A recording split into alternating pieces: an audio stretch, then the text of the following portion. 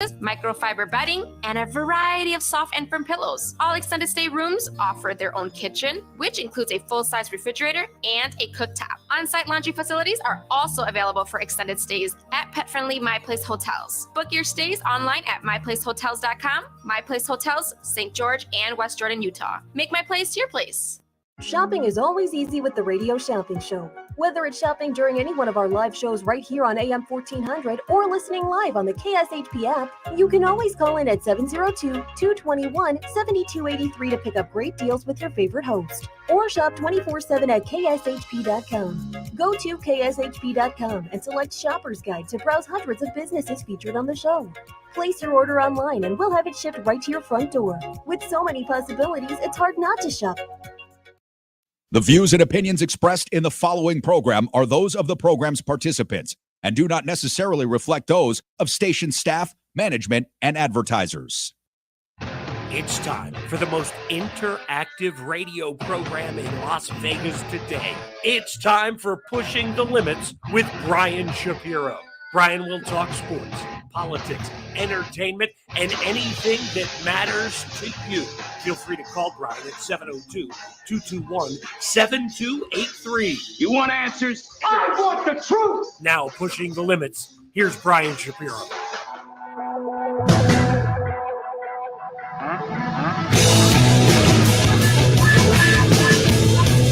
All right, what's up, Las Vegas? It's good to be back, man. Good to be back in Vegas. Happy Tuesday. We're going to have some fun today. We got some fantastic guests lined up, as we always do.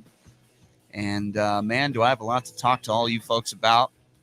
For those of you that are unaware, I took a trip to New Orleans to catch the Raiders play the Saints. That was an embarrassing performance, to say the least. We'll talk about that later on in the program. Brian Salmon, Channel 3 Sports, will be joining us to break down what the hell happened in New Orleans. I was there to see it, so I got plenty to talk about when it comes to the game. And, of course, New Orleans. We'll get to all that. Coming up here at the top of the hour, and I'll start talking about this at the bottom of the hour as well. We're going to talk about the Paul Pelosi attack because I just cannot believe all the despicable people out there that are mocking this situation. Here's a man that almost lost his life to an attack with a hammer. It's a miracle that he's even alive. But yet some on the alt-right are deciding to poke fun at this and put out misinformation. And former presidential candidate Joe Walsh is going to be joining us in hour number 2, and we're going to get his reaction to all this coming up here. I want to thank my good friend Doug Basham for filling in for me. He did a wonderful job, phenomenal job. I had a chance to listen to most of it on Friday and Monday, and he's just awesome. He's a great guy, Doug, and he needs to be back on the airwaves here on a daily basis. He's very good at what he does, and no question he'll be back on the air with me very, very soon. So I want to thank you, Doug Basham, for doing a wonderful job and holding the fort down when I was out there in New Orleans. So I decided to take a trip out there. A friend of mine, Al, a great guy, he and his fiance went out there. And they said, hey, this is where he was brought up. He said, why don't you come out and catch the Raiders game? And I said, I'd love to watch a Raiders, away game and cover the team and cover the game, get a credential and get out there and do it. So I did. And I got to tell you, folks, starting off on the trip, I took a Frontier flight. It shouldn't be called Frontier. It should be called Dog Crap Airlines. That's really what Frontier is. It is the worst airline I have ever been on in my life. I get on the airplane, and if you get up on a Frontier flight when the seatbelt sign is off to use the restroom, they yell at you. I saw it happen dozens of times. It was like back in third grade. The seats are uncomfortable. They do not recline. There is no TV. There is no internet. I was hungry and I wasn't very well prepared, so I had to purchase one of their cheese plates. Let me tell you, folks, it's not a cheese plate. It was like $15. And it was like 5 slices of cheese with a few crackers and some peanuts. And by the way, they charge for soda, $3.50 for a soda. I got a couple pieces of cheese, a couple crackers, and a Sprite, and it was like $20. Yes, and they don't take cash. It was one of the worst, most uncomfortable flights I've ever been on. And the person sitting to my left, all due respect, I'm not trying to fat shame here. All I'm saying is if you weigh 400 pounds, you probably should purchase 2 seats. I don't even really know how else to describe this. I have like the flab of this person's arm leaning up against me the whole flight. And ladies and gentlemen, the BO was beyond imaginable. It was so terrible. I never wanted COVID in my life, and I got it twice. The first time I got COVID, I almost died. But this was a moment where I said, geez, I wish I had COVID so I had no sense of smell. That's how bad my experience was on this Frontier dog crap airline. It was so horrible. And then on the way back, it didn't get much better because I had to take a nice little luxurious airline called Spirit Airlines on the way back. And it was terrible, awful. So I learned my lesson. I like Southwest. I like JetBlue. Those are some pretty darn good airlines. Frontier and Spirit are just, I'll use a poker term, they are the nut low of airline companies, okay? They are the worst. The people in New Orleans are so friendly. Let me start talking some positive here. It's not all negative. They are so friendly. I mean, I remember I get off the plane and I arrive at the hotel. I see some strangers in the lobby. Hey, good afternoon. How you doing? And I'm like, do you work here? I'm not used to that sort of friendliness. All due respect to Las Vegas, people are just not that friendly in Las Vegas compared to the Southerners, man. People in Louisiana, they are very friendly people. The food is fantastic too, I must say. I'll get to that. But people are just a lot more friendlier in other parts of the country. I mean, I love Las Vegas. Don't get me wrong. I mean, I love it here. People are not always friendly here as they are in other parts of the country. So anyway, I get out there to New Orleans, and people are very friendly and having a good time. I had a chance to stayed at Harrah's, by the way, of all places, right? You live in Las Vegas, you're in casinos, and here I am staying in a casino. But the Harrah's was a really nice place. Had a good time there. The rooms were great. Everything was fun. They had a sports book there. Of course, sports betting is legal out there. Everything is good. Played a little bit of poker. Players are terrible out there, but they're terrible everywhere. So that really didn't surprise me much. And I had a chance to go to Bourbon Street. And Bourbon Street is like Fremont Street on steroids. I mean, it was just unbelievably entertaining. The people watching, particularly this weekend when it was Halloween weekend, was unbelievable. It was very entertaining.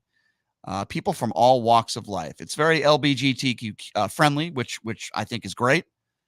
People seem to be very accepting down there in New Orleans. A lot of party goers, great food, great restaurants. People are out there just having a good time, but it was a different type of crowd. I never got the sense that I was like in fear of my safety. You go to, even when I'm on Fremont Street, sometimes there are some dangerous situations down there. Things have gotten a lot better on Fremont Street. Don't get me wrong, but there's a reason why they check you for guns and stuff there now. Things have gotten very dangerous downtown. I didn't feel that way at all in New Orleans. People were just very friendly. Yeah, people were drinking, having a good time, but like, I didn't feel like it was really, really dirty out there. Yeah, there were some homeless people, but it wasn't overwhelming. Most of the people out there were just people, a lot of locals and a lot of tourists, a lot of people out there just having a good time, drinking, strangers being friendly to one another. Everyone, it was just a big party. And I really enjoyed it. The weather was great. The people were great. The food was great. I'm not sure I'd want to live there, but boy, what a wonderful place to visit. It was really fun and entertaining. And I certainly had a really good time. I ran into an interesting situation with my friend Al, and I was also there with my friend Sarah and just some good people. Al's fiance, who's awesome, and we were all out there hanging out and just really good people. And the people that you hang out with, it's an important role in whether you have a really good time or not. I happened to be hanging out with some really great people. So this was not last night, but the night before, and it was maybe around 1:30 in the morning. And I'm walking back with my friend Al from Bourbon Street. We hung out on Bourbon for a little bit. We had some food out there. We're walking back to the hotel, and all of a sudden we see this guy hunched over, passed out. A gentleman who looked like he was wearing jewelry, wasn't like a bum, wearing decent clothing, dressed okay, with a ring, but passed out on the side of the road, like on the sidewalk. And then we see this guy on a bike drive up to this guy, and it looked like he was looking to rob him. That's exactly what it looked like to me. So my friend Al's like, hey, we should go over there and see if this guy is okay. We see this guy, and he looks extremely disoriented. He wakes up, but he didn't seem drunk. His eyes weren't bloodshot. It looked like he either had some sort of medical episode or maybe somebody drugged him. I mean, I don't know. But he was I've never seen anything like that before. Usually when you see someone on the side of the road like that, you can tell if they're drunk or maybe they're a bum or who knows what the situation. This guy wasn't it. We looked at his wallet and he was a former federal agent. So this was a guy who had a really good job. It was strange because he couldn't even tell us what his name was. He really couldn't put sentences together. So I thought he had a stroke. But it's good when you do something nice for somebody, because this guy was about to rob him, and God knows what else this guy did not like the fact that we were up there trying to help this guy. And this is, I have a lot of respect for police officers. I talk about law enforcement all the time, that when I see a police officer, I try to shake their hand and I try to tell them thank you for what you do. But I also call out bad policing and bad cops. While the overwhelming majority are good police officers, there are bad ones. We had the fiance of the young officer who sadly was shot and killed in Las Vegas. I try to do whatever I can to help the family and friends, and then I support law enforcement. I absolutely do, but I also call out bad policing. So we flagged down a police officer to try to help this guy, and I tried to explain to this police officer, this is a former federal agent. He gave me the look like, oh, is this just a drunk bum? Like, he gave me that kind of look. I said, no, officer, please come out and help this guy. And he was giving us attitude. Here I am, I'm not going to say model citizen, but here I am doing a nice thing as a citizen, flagging down a cop to try to help this gentleman who clearly is in duress, either had some sort of medical episode or he was drugged out. I don't know what happened to him, or maybe he was drugged by somebody. It's dangerous for this guy to be out there. Clearly he had money and he has jewelry and all this other stuff on him. And he seemed like he was in duress. I just felt like I was inconveniencing the cop. And I felt like saying to the police officer, screw you, buddy. We pay your tax dollars. I'm trying to do something nice here. Stop giving me attitude. But I didn't do it because I wanted the guy to help this guy, which I think eventually he did. And then we went on our way. But I can see why sometimes people have a problem with police officers. In that reason alone, with interactions, this guy was not a good communicator. And he made me feel uncomfortable asking him to help this guy who clearly was in duress. So I don't know what happened to the guy. I would imagine an ambulance was probably called out. It felt good for me and my friend to do something to help this guy and probably save his life, at least save him from getting robbed. And that's kind of like how the trip ended. But I had a great time, had some great food, but I didn't even get to the Raiders game. I mean, I show up to the Saints Raiders game. And by the way, the Raiders fans, I got to give them credit. They travel, man. They travel. And there were tons of Raiders fans out there. On Bourbon Street, Raiders. I mean, they were all over the place. Everybody was excited for this game. Oh, I can't wait for this Raiders game. It's going to be so much fun. I was one of those people. This is going to be great. Being at the Dome, the Raiders should have, gotten the victory against a Saints team that's obviously not very good. They're just not very good. Andy Dalton is terrible. He's not a good quarterback. They're not good. Their offense is stagnant. Their defense isn't much better. So I'm thinking to myself, okay, the Raiders are going to come in here. They're going to get a W, right? Wrong. I got to tell you, folks, this is one of the most embarrassing losses, not just since the Raiders have been into Vegas, but in their history. This is a must-win game if you want any chance at all of getting into postseason, which they have no chance now. You had to win this game against a bad football team. And the game starts out where, Josh Jacobs is running the ball. It gets past the 50-yard line. You're thinking to yourself, okay, the Raiders are going to get a score, right?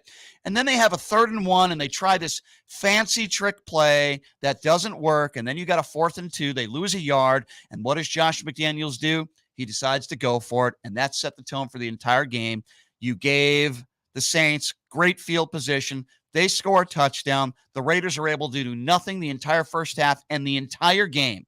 And this is more than just lack of execution. This is effort, and this is being unprepared for a football game, and it is unacceptable. It is unacceptable. They were pushed around against a bad football team. They couldn't pass midfield the entire game until garbage time, the final couple minutes, and they still couldn't score. They were blanked 24-0 against Andy Dalton, and Derek Carr was absolutely atrocious. Derek Carr was terrible. Max Crosby had a bad game. I mean, listen, Devontae Adams had 1 reception. What are you paying these guys for? And what were they doing all week preparing for this football game? Folks, I don't have the answer. But there has to be accountability because this was a total embarrassment. This was an embarrassment. I don't know what else to say. What else should I say except this was an embarrassing and unacceptable? And it's on the coaching staff. I understand players need to make plays. I totally understand that. Players need to execute. Clearly, they didn't do that. But it starts with Josh McDaniels. This team was unprepared. They showed no emotion. It was lazy football, and it was just an embarrassment. I really don't know what else to say. So in the post-game press conference, I had an opportunity to ask Josh McDaniels this question in a very respectful way. It's not an attack, but I asked Josh McDaniels a little bit about accountability. Here it is. Coach, you've always been honest in holding yourself accountable. You alluded to that a little bit today, but do you feel like this team was adequately prepared for this game today? I mean, clearly we did. The performance doesn't represent that, but it doesn't matter what I say now about our week of practice or anything like that. Like I said, I'm responsible for it, and, I have to do a better job of getting us better prepared, if that's the best we can do. All right, so he gave me the generic. I give him credit for at least owning it, but I mean, it's like, this is not a Raiders football team with a bunch of rookies. This is not a football team with a bunch of 21 and 22-year-old kids. There are a lot of veterans on this football team. Where were they?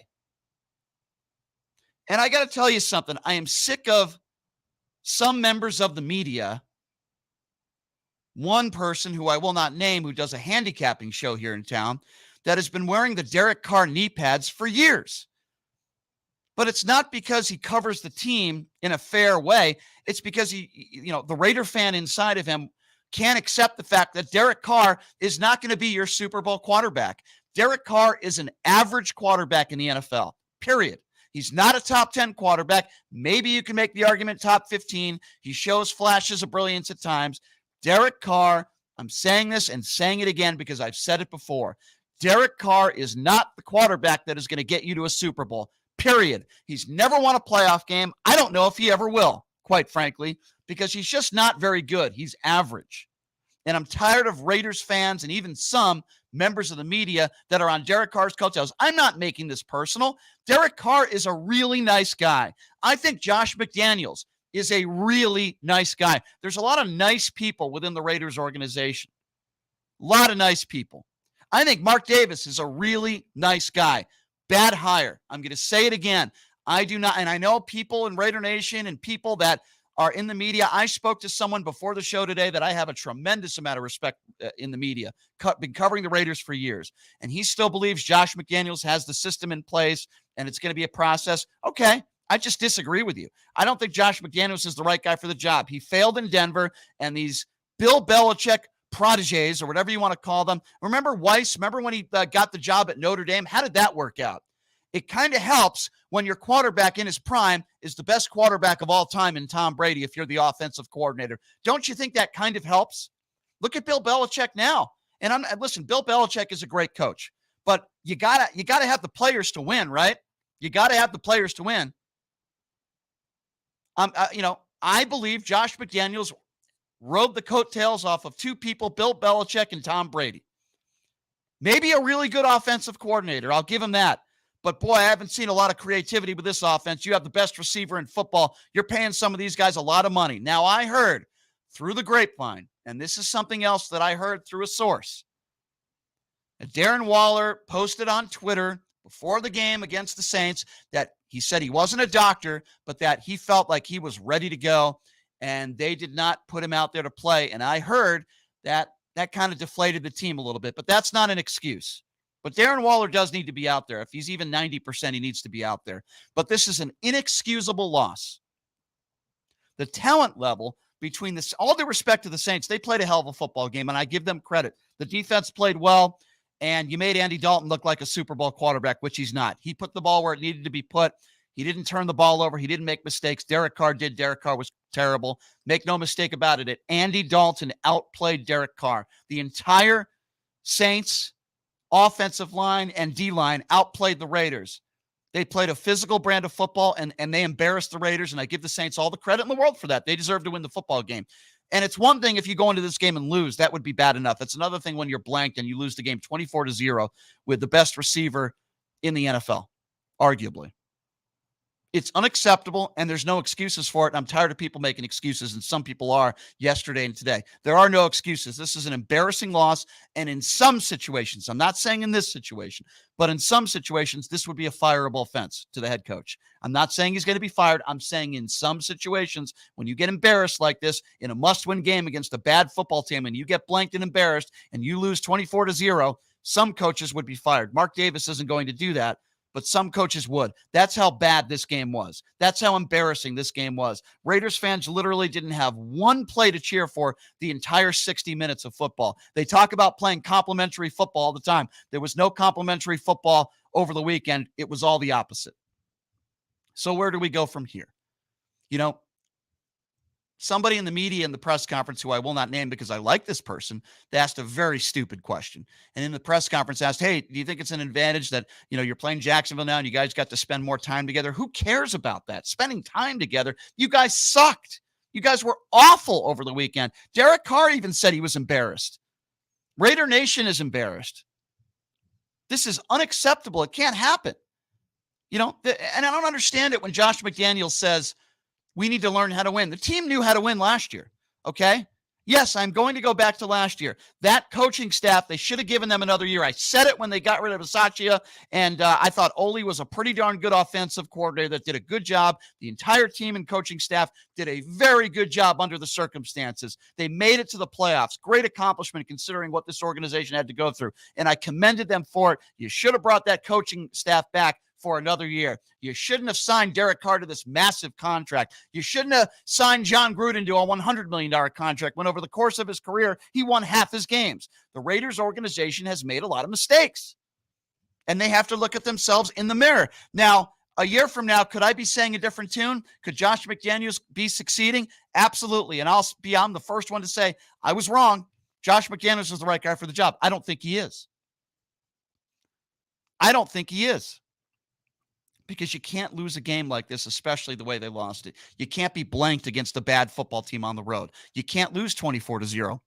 And listen, I understand that Derek Carr didn't have the best protection. I totally understand that. But there were many times where he had plenty of time to throw the football and he didn't pull the trigger.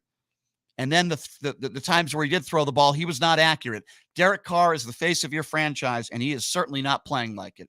Where is the leadership on this team? Where are the veterans on this team? Why was this team not ready to go? I keep hearing, well, we had a good week of practice. We had a good week of practice. Then why is it mentally you were not ready to play a football game and compete? I say compete, not even win. Compete against a really bad football game. And make no mistake about it, the Saints are not a good football team. Andy Dalton is not a good quarterback. Their defense is not very good, although they were pretty darn good over the weekend. They made the Raiders look really bad. And I give, again, the Saints credit for moving the sticks in the second half and shortening the football game. But the Raiders were terrible. And this was an embarrassing loss, and there has to be accountability. And I know that Josh McDaniels is not going to lose his job. I know nobody is going to lose their job. Darren Waller must play next week. This season is over. What I want to see is some improvement. I guess it can't get worse than a 24-0 loss against a bad under 500 football team, but I want to see some improvement. And this team has gotten worse from week 1 to now. They've gotten worse. They haven't gotten better. Isn't that how we grade coaches? Are you getting better week to week? I understand teams have bad games. I totally understand that, but this is an issue, right? Remember the first half against Houston at home? Do we remember the first half in that game against a bad Houston team? They were losing that game. It took a nice second half for them to come back and win. That can't happen, Raider Nation.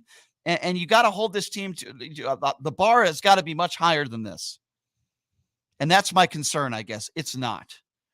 So we're going to find out what this team is made of this next weekend. They're on the road against Jacksonville. Again, not a great football team. They lost as well. So Jaguars are going to be playing angry. We're going to see what this team is made of as far as heart goes. How badly do they care and how badly do they want to win? I do think these guys are upset. I do think they're embarrassed. But we're going to see what this team is made of. I'm not about to give Josh McDaniels any credit if this team plays better and wins next week, and I'm going to give the players credit. We're going to find out what this team is made of and if they have any heart at all. Because if they lose against Jacksonville this coming weekend, changes need to be made.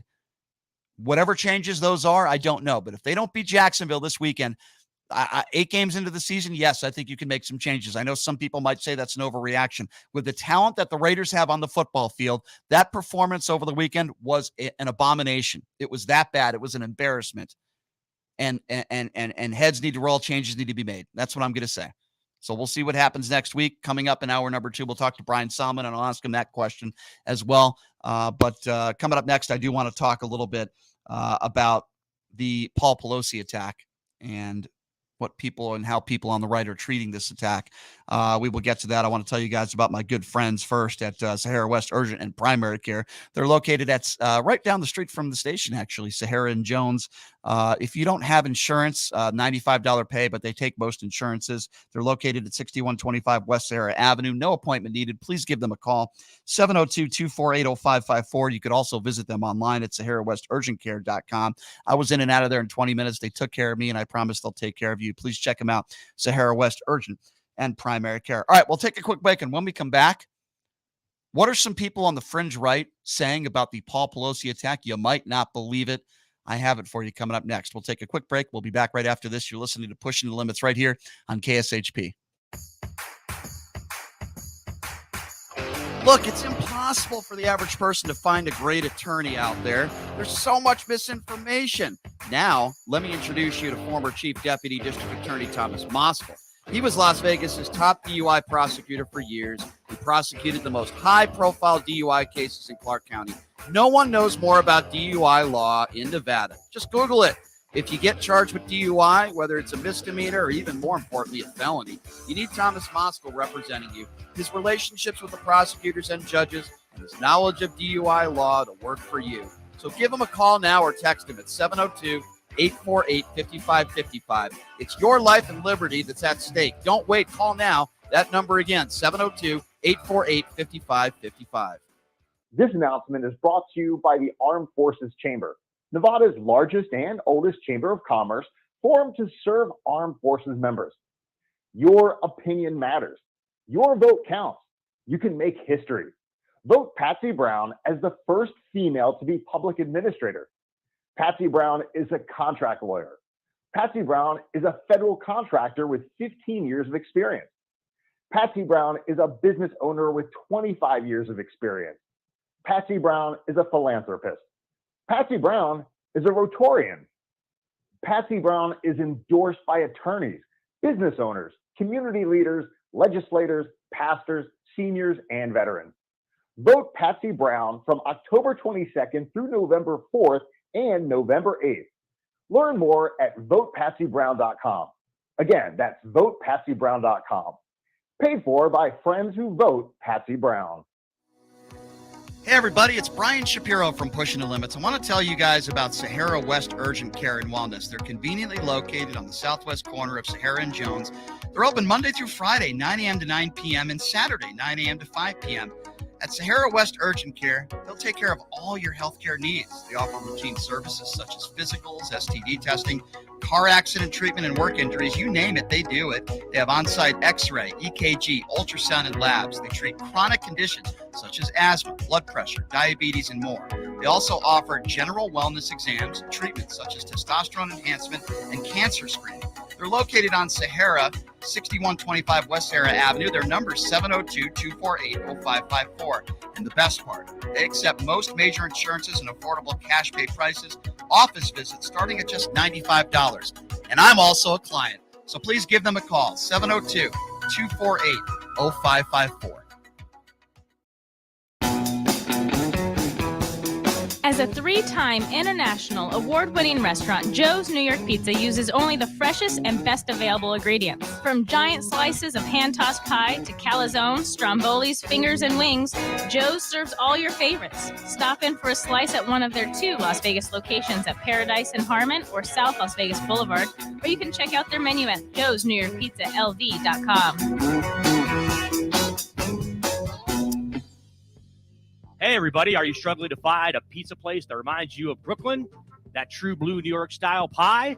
Well, worry no more. Stallone's Italian Eatery Pizza is a knockout. We're located at 467 East Silverado Ranch Boulevard, just off of Premium Road, half a mile east of South Point Casino, just minutes from the Las Vegas Strip.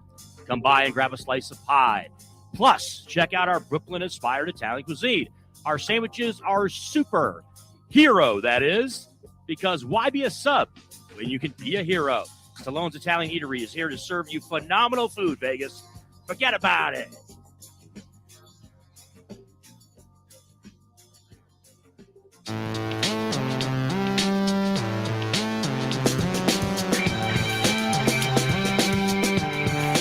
All right, welcome back. It is Pushing the Limits on a Tuesday. Programming note, in studio tomorrow, Representative Stephen Horsford is going to be joining us along with Michelle Mortensen, so that could get a little feisty. We'll see how that goes. But glad Mr. Horsford will be joining us in studio tomorrow. That should be a good time. Here's a name for you. Do you remember the story of the guy who got his pee-pee chopped off by his girlfriend at the time? Do you remember that? It was Lorena Bobbitt that cut off the genitalia of John Wayne Bobbitt. Many, many years later, how is John Wayne Bobbitt doing? Well, he's going to be joining us on the show Thursday, so that should be I'm laughing because it's a horrible circumstance, but it's hard not to kind of smirk at that story. That's a tough one. That's a tough one to deal with, but John Wayne Bobbitt will be joining us on Thursday. All right.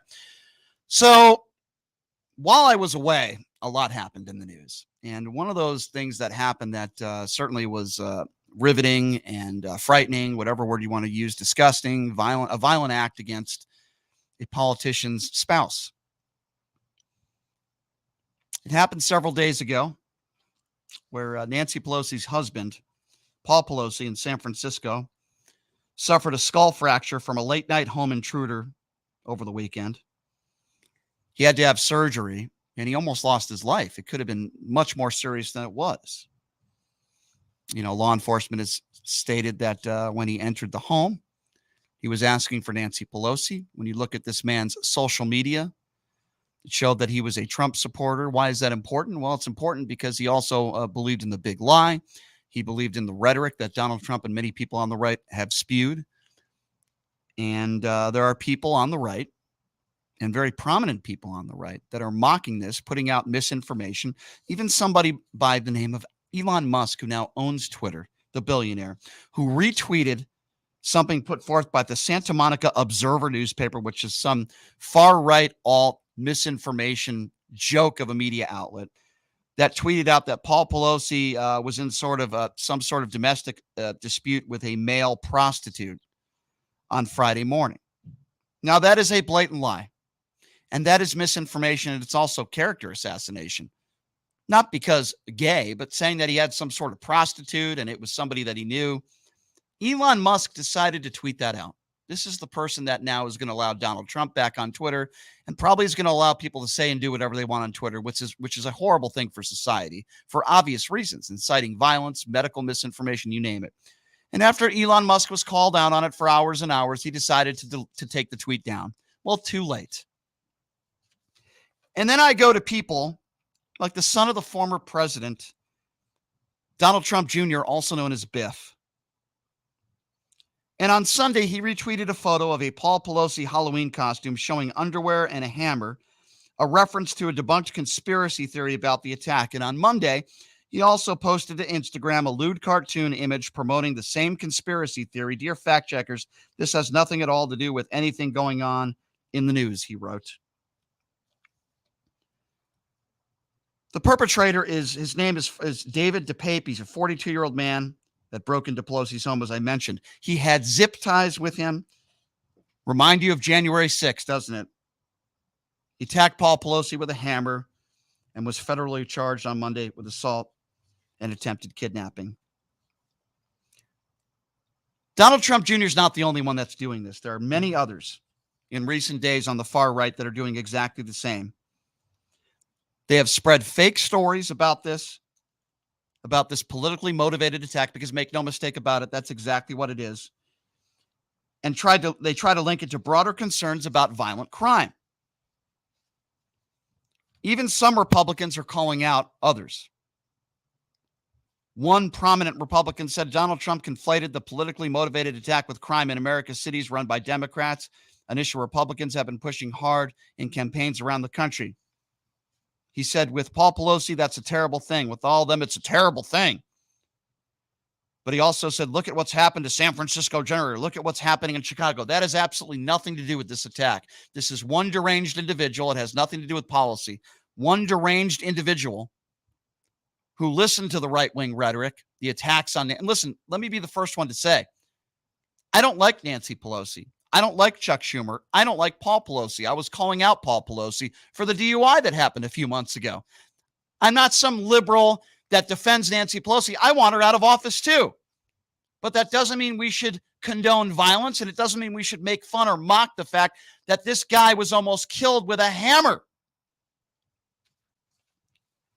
And Senator Ted Cruz, the Republican of Texas, and Congressman Clay Higgins, Republican out of Louisiana, and right-wing commentator Dinesh D'Souza all mocked this attack over the weekend on social media posts, in some cases just suggesting, with zero evidence, by the way, that it was part of an elaborate cover-up. If you're the same types of people that say COVID's a hoax and Donald Trump won the election in a landslide, you're probably one of those people that thinks that this was some sort of gay relationship gone wrong. And by the way, even if it was, which it's not, but even if it was, does that make it okay for some hammer attack to take place and almost killing somebody? But this is all a lie. All these Republicans are lying about this. There's no evidence to back up any of this stuff. Why? Well, I give you the chief of police himself, the San Francisco police chief, William Scott. Here's what he had to say about the possibility of there being some... no evidence. Here, hold on. Let's start that over again. So here's what the police chief, William Scott, had to say about any sort of relationship or Paul Pelosi knowing his attacker. This is the police chief himself and what he had to say. Absolutely no evidence that Mr. Pelosi knew this man. As a matter of fact, the evidence indicates there's absolutely no evidence that Mr. Pelosi knew this man. As a matter of fact, the evidence indicates the exact opposite. And again, this is, it really is sad that these theories are being floated out there, baseless, factless theories that are being floated out there, and they're damaging. They're damaging to the people involved. They're damaging to this investigation. And, people are running with this stuff, and whether they believe it or not, these theories can influence the way people think about everything that's happening here. So I will be clear on this. There is absolutely no evidence of that at all. No evidence that he knew him. As a matter of fact, to the contrary. So let's believe Ted Cruz and Dinesh D'Souza and Tucker Carlson, and let's assume that the police chief of San Francisco is lying. This is just ridiculous. And the police chief makes a very good point there. Baseless, factless theories like Donald Trump won the election, all this election integrity crap that you hear, stuff about COVID. I mean, over the weekend, more Republicans saying that Dr. Fauci is a mass murderer. It's all baseless and factless. But yet it's allowed. And Elon Musk is allowing it. When Kyle Rittenhouse was called a murderer by some, and by the way, I wasn't one of those people, all the Republicans had Kyle Rittenhouse's back. All the Democrats that are attacking his character. Well, what about Paul Pelosi? I don't like Paul Pelosi personally. I don't like Nancy Pelosi personally. This was a man that was attacked with a hammer by an intruder. He didn't know this person. Police are saying that there was no relationship there. They didn't know one another, and this was politically motivated, and he went in there to kill Nancy Pelosi. And yet some people on the far right are allowed to come up with these types of conspiracy theories that somehow this was some sort of gay relationship. I don't know. Am I wrong? You can give me a call if you want. The number to call is 702-221-7283. And again, that number, if you want to be a part of the conversation, 702-221-7283. What do you think about all these conspiracy theories on the right? All these people putting out these conspiracy theories that somehow Paul Pelosi was in some sort of gay triangle, gay relationship, and it was some sort of domestic dispute, that this wasn't an intruder. 702-221-7283. And by the way, some of those people that are mocking this, there are plenty of them, ladies and gentlemen, that think this is all a big joke. Carrie Lake is one of them. That's right. The despicable Carrie Lake out of Arizona. Despicable human being. Carrie Lake is one. She held some sort of question and answer session. And in that question and answer session, she mocked the Pelosi attack. So have a listen to this. Have a listen to Carrie Lake. Here's what she had to say over the weekend. It is not impossible to protect our kids at school. They act like it is. Nancy Pelosi, well, she's got protection when she's in D.C. Apparently her house doesn't have a lot of protection. But if our lawmakers have protection, if our lawmakers can have protection, if our politicians can have protection, if our athletes, then certainly the most important people in our lives, our children, should have protection. Yeah. Listen to all those despicable buffoons, those right-wing despicable clowns that were laughing. This man was beat in the head with a hammer, and he almost lost his life. He had to go through surgery. Luckily, they expect him to recover. And Kerry Lake is making jokes about it. Oh, apparently, one much security at the Pelosi home. Ha, ha, ha, ha, ha, ha, ha, ha, ha. Like they think this is funny. Let me be very clear. Do we remember when Steve Scalise was shot at? I guess it was by a Bernie Sanders supporter, Democrat. Did you hear any Democrats making jokes? Did you hear any politician? No, it was Nancy Pelosi herself that called it dangerous and despicable and a violent act. Do you remember that? Nancy Pelosi said that about the attack. Democrats in office, all the Democrats in office, were they making jokes about Scalise? Were they saying that the person who shot Scalise was some sort of gay relationship? No, of course not. Because the Democrats that I recall back when Scalise was shot were calling out the violence and wishing him to have a full recovery. You don't hear that from Ted Cruz. You don't hear that from Dinesh D'Souza. You don't hear that from Elon Musk, do you? You don't even hear that from Sean Hannity. Sean Hannity yesterday, he didn't say, geez, I wish the best for Paul Pelosi. I hope he had full. No. What about, isn't this because of the policies put forth by Nancy Pelosi? He makes it into it's Nancy Pelosi's fault that her husband got attacked with a guy with a hammer. That's the difference. That's the difference between me, and that's the difference between the Republican Party and the Democrats when something like this happened. Could you find a few Democrats that say stupid things? Sure. But when this man Scalise was attacked with a gun, shot by a gun, and almost died, Democrats were at his side. Democrats were praying for him. Democrats were calling out the violence. Yeah, the former president's son that's making jokes about this, and they're defaming a guy who was just attacked with a hammer. That's the difference between today's Republican Party and today's Democrat Party. When violence happens, Democrats usually don't make jokes about it and mock the person that was attacked. But Republicans do. Not all, but some. Some do. All right, number to call, 702-221-7283. Again, that number if you want to be a part of the conversation, 702-221-7283. Let's go to Carl. Carl, what's going on, man? Oh, hi. This is Brian Shapiro, right? What's up, Carl? How you doing, man? Good. It's been a long time since I've talked to you. A couple of years. It's been years, I think. So anyway. Yeah, go ahead, Carl. Huh? Yes, No, sir. I talked to yesterday to Doug, and he said you're coming back today. So I just wanted to say hello. I haven't talked to you in a long time. But anyway, in regard to the Pelosi situation, as I told him, number one, they checked this guy's social media, and it was full of all of these mentally ill, insane correct ideas that came from, most of them came from the Pillow Man. I won't use his name, Mike Lindell. but, Yep. Yeah, and that's what is about the injections. The inoculations will kill you immediately. Correct. Well, I've had all my shots plus 2 boosters, and everybody I know in medical field has, and nobody's died from them yet. They only help you.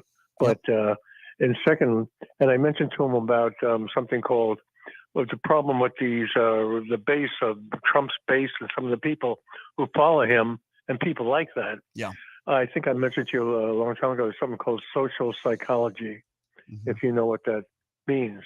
What you have to do is, I told Doug this, look at an old movie of Hitler having a meeting or a audience, and all the people in the crowd staring at him and their mouths open and their eyes, and they cheer everything he says and does. Well, yeah, I agree, Carl. I agree with you, Carl. Think back of a Trump rally. Think of a Trump you're right. rally. Listen, and look there's at the people. I Look agree. At the people. I agree. So it's pretty simple, Carl. I think you'll agree. Violence is violence. It doesn't matter whether it happens to somebody that's a Republican or a Democrat. But here's the difference. I believe personally, when we see violence, most reasonable people want to find the root of why it happened. Yes, you have a deranged individual, but what caused this deranged individual, besides clearly being mentally ill? What caused him to do this? Where's Nancy? Where's Nancy?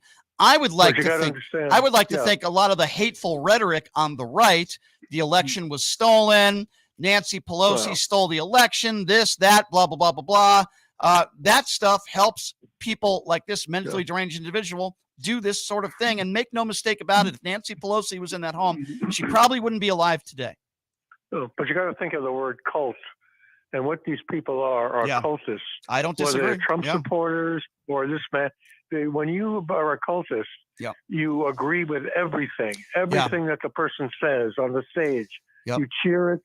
Even if you know it's a lie, you say, well, it could be true. Well, it is. Carl, listen, you're right. Listen, Carl, you're 100% right. It is a cult. It's great to hear from you, my friend. You call in anytime, and you're absolutely right. It is a cult, and a lot of the cultists the last several days have not only been silent, but some of them are actually blaming Nancy Pelosi for this attack on her husband. It's terrible. All right, number to call, 702-221-7283. Again, that number, 221-7283. If you want to be a part of the show, let's go to John. Did we lose John? Okay, number to call, 702-221-7283 is the number to call if you want to be a part of the show. We're talking about the Paul Pelosi attack. Listen, it's pretty simple here. I just played the Kerry Lake audio. And Youngkin, by the way, made a joke as well. He said, well, I don't condone violence, but we got to send Nancy Pelosi back. They couldn't even take a day off from their rhetoric, from their political rhetoric. They couldn't even take a step back and take a day off and just say, you know what, let's leave the Pelosi family alone. Thoughts and prayers to the family. You know, we shouldn't. Now, some Republicans are doing that. Some, not many, right? But some are. And it's unfortunate that we live in a time now. We are so divided as a country.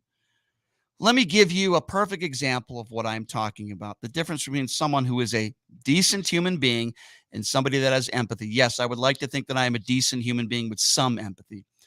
I despise Donald Trump. I think anybody who knows me knows how much I despise Donald Trump. And I think Melania Trump is not much better as far as a human being is concerned. Let's just say Donald Trump was sleeping under the same roof as Melania, which, by the way, I don't think is true. But let's just assume for a moment in this day and age that it was true. If I learned that somebody broke into their home, let's just say a female broke into their home and said, where's Donald Trump? And he wasn't home. And this person attacked Melania Trump with a hammer. I wouldn't make a joke out of it. I wouldn't put out disinformation that Melania Trump was having a gay relationship with this woman and it was a relationship gone bad. The first thing that I would say was, this is horrible. They need to have better security to make sure this doesn't happen again. I hope she recovers. And why did this happen? That's what I would be saying, because that's what a decent, normal human being would say. Empathy does matter. And unfortunately, some people don't have it. Donald Trump Jr. doesn't have it. Kerry Lake doesn't have it. Dinesh D'Souza doesn't have it. Donald Trump doesn't have it. As far as I'm concerned, his entire family doesn't have it. And, you know, I get people talking about election denying all the time. This person who broke into this home was one of those people who believed in the big lie that Donald Trump won the 2020 election. And I can't stand it when people, there's one person on my social media today that said, aren't Democrats election deniers too? Well, sir, can you tell me a time in our generation where Democrats incited an insurrection? The answer is no. It didn't happen. Can you tell me a time where a former president was an election denier? The answer is no. Didn't happen. Are there Democrats running for office this election cycle that are election deniers? No, they're not. People, oh, well, but Hillary did this, but Al Gore did this. Hillary Clinton conceded the following morning, called Donald Trump and conceded the election. Al Gore conceded the election. To this day, Donald Trump has still yet to concede the 2020 election. There is no moral equivalence for the person who went on my social media and said that between Democrats being election deniers and Republicans being election deniers. There is absolutely no moral equivalence there, and it is asinine to compare the two. Adam Laxalt is an election denier, and he's already said if he doesn't win the election here against Catherine Cortez Masto, he's not going to concede. He's already said that. But if he wins, let's just assume that the election was all fine, because if they win, it's all fine. Is it really hard for some of you people to understand why inciting violence causes these types of things to happen? I'm going to say it again because this is important. If Nancy Pelosi was in their home, she would be dead. Doesn't that bother you? Doesn't it bother you when people incite violence? People were screaming, "Hang Mike Pence" on January 6th. Why were they doing that? One reason: Donald Trump. Doesn't that bother you all? I'm speaking to the Republicans out there. I know it bothers the Democrats. Doesn't that bother you? Yeah, it bothered me when Steve Scalise was shot and some madman who happened to be a Bernie Sanders supporter. You saying Bernie Sanders incited it? There's a difference between somebody who commits a violent act and there was no reason why he did it. He's just a crazy, individual that did it. And then somebody that has helped, somebody that has given an idea. Do we remember the person that sent pipe bombs to CNN? Why did that Trump supporter do that? Do you think maybe calling CNN fake news every day might have just contributed to that? Do you think maybe the attacks on Nancy Pelosi? I don't like Nancy Pelosi. I don't really like a lot of what she stands for. I believe she needs to leave office. I'm not a fan of her husband either. These are rich elitist Democrats. I'm not a fan. I'm going to be honest with you. I want her out. Does that mean I would ever make a joke about her poor husband being beaten with a hammer? Of course I wouldn't. As a Republican, doesn't that embarrass you? Doesn't it embarrass you that the former president's son is putting memes up, making jokes, homophobic jokes? That's what all these people are doing. Why is it the alt-right that always does that? Why is it the alt-right that always puts up this homophobia and the homophobic jokes? It's the same thing with the election deniers. They have no evidence. They have no proof, but yet they still put it out there and people believe it. Some people that are very stupid actually believe that Paul Pelosi's attacker was a boyfriend or a prostitute and they had a lover's quarrel. There are people that actually believe that because they see it from somebody with a following on social media like a Dinesh D'Souza or a Ted Cruz. They're disgusting human beings is what they are. Make no mistake about it. They are disgusting human beings. This stuff needs to stop. But I got to tell you something. I am very, very concerned because the guy that owns Twitter right now is Elon Musk. And it was Elon Musk himself that put out and did a retweet about Paul Pelosi with blatant misinformation saying that he was with some sort of male prostitute. How about the fact now that you can buy the blue check mark that has made everybody so important for $9 a month? Yeah, that's something else that is concerning because basically anybody could have a blue check mark now. And that's just something else that falls into the category of, people that are going to believe other people that can put out misinformation. What Elon Musk is going to do with Twitter is going to incite violence. And I don't care whether it's a Democrat or Republican. It's wrong and it shouldn't happen. And it's ugly. And politics are very ugly today. But Republicans want to talk about Black Lives Matter protests. I don't recall any Democrat that incited violence. I know they want to talk about a few incendiary remarks that were made in certain situations. But the fact of the matter is, and I believe this wholeheartedly, and we're going to learn through the investigation that this intruder who brought a hammer and other objects to tie up Nancy Pelosi, apparently this guy told police that he was going to bash Nancy Pelosi's kneecaps if she didn't, quote, tell the truth. And this is the same person who listens to Donald Trump and listened to Donald Trump when it came to the 2020 election. The hateful rhetoric causes these types of events to take place. Nancy Pelosi and her husband are very lucky that they're alive today. Again, I preface it by saying I'm not even a supporter of Nancy Pelosi. I don't like her husband. I was knocking him for, you want to knock him for something? Knock Paul Pelosi for getting a DUI, not for getting beaten by a hammer, you stupid idiots, you right-wing buffoons. I'm so sick of it, man. I'm so sick of the misinformation. It's so bothersome to me where we are at right now in this country. And I'm going to talk to former presidential candidate Joe Walsh about this very topic when we come back. This is someone who used to be, a star in the Republican Party. He ran for president. He was a congressman in Chicago. The great Joe Walsh will be joining us next year on Pushing the Limits. I want to tell you guys a very special event that I'll be. I love ping pong. I'm a big ping pong player. And this is for charity. It's called the 15th Annual Ping Pong Palooza. It's at Sapphire Gentlemen's Club. And here's the best part about it. For a $200 donation, every team, you get a drink and a buffet. And all donations collected are to benefit the Sapphire Foundation for prostate cancer. It's great. Please check it out. Go online at sapphireprostatefoundation.org/ping pong and register now. Up to 4 people, including 1 female, must be in your group. I promise you that I will be there.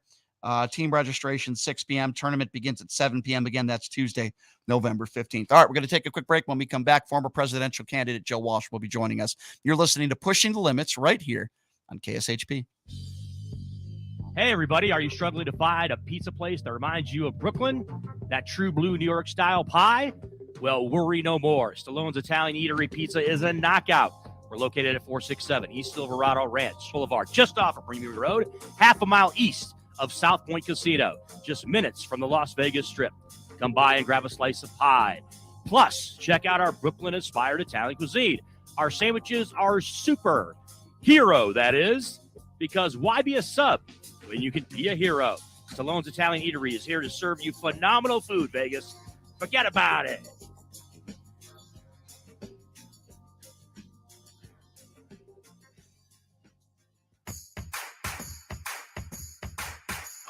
Look, it's impossible for the average.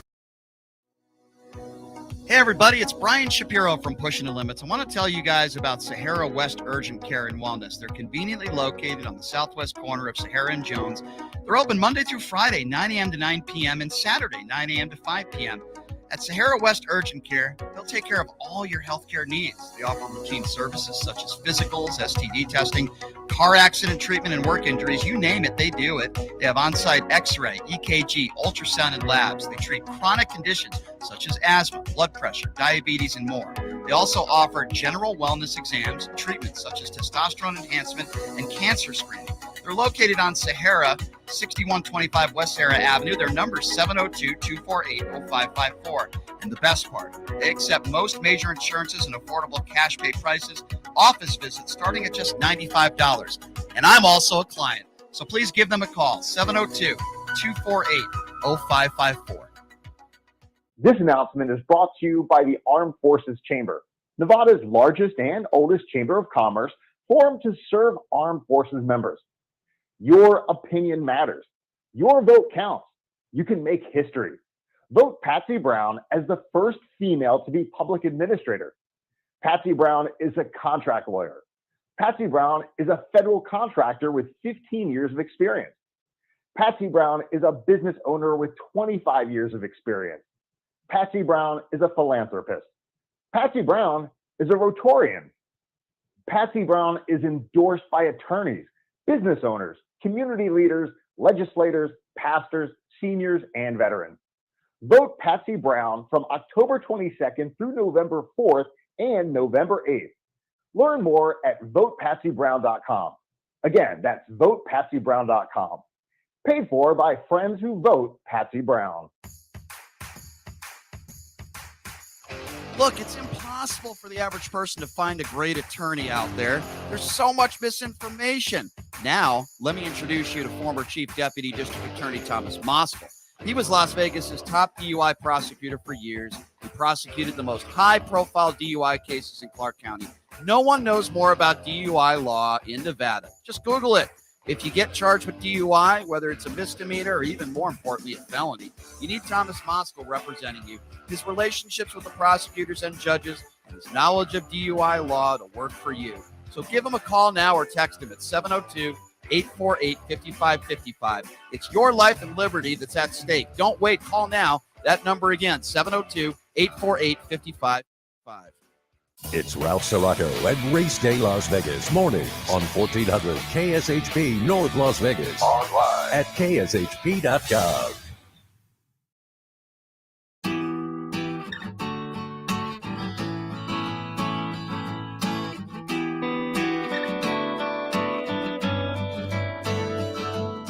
All right, welcome back. It is Pushing the Limits on a Tuesday. We've been talking about this Paul Pelosi attack, of course, and how the right seems to be responding to it. And I said to myself, what better person that knows all the players within the Republican Party who is probably just as frustrated with his party as I am with the Republican Party? Of course, I'm talking about former presidential candidate, former congressman, and my friend Joe Walsh joining us right now on the line. Joe, good to see you again. Thanks for coming on. How are you? Always good to be with you, my friend. Thank you. Thanks, Joe. Pleasure having you. All right, let's start out right from the beginning here. You remember when Scalise was shot, and that was a horrible event, right? And Democrats, all of them poured out with thoughts and prayers, and, you know, we can never condone violence. And nobody was putting out misinformation, conspiracy theories when that took place. But how do you make of your Republican Party and these Republicans out there, fringe people on the right, not everybody, but the Ted Cruzes of the world, the Kerry Lakes of the world, mocking, making jokes of this hammer incident where this guy almost lost his life, and then the misinformation and conspiracy theories? What do you make of all this? Well, they're doing what they're doing, Cruz, Lake, and all of them, because Republican voters are untethered to truth. You've heard me say for a long time that the base of my former political party is fully radicalized. What the hell does that mean? That means the base of the Republican Party is untethered to truth. They've given up on democracy, and they're open to violence. They're open to using violence.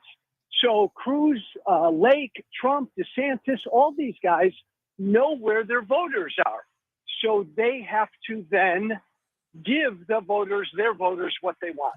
You've also probably heard the conspiracy theories being put forth by the right that this was some sort of gay relationship gone bad or a male prostitute. Why is it that it always seems like the Republicans are putting out some, not all, the homophobia stuff and just complete and utter misinformation, whether it be election fraud, whether it be about COVID, and now about an attack on Nancy Pelosi's husband? I'm probably a lousy radio guest because I'm a broken record. They're no longer interested in truth.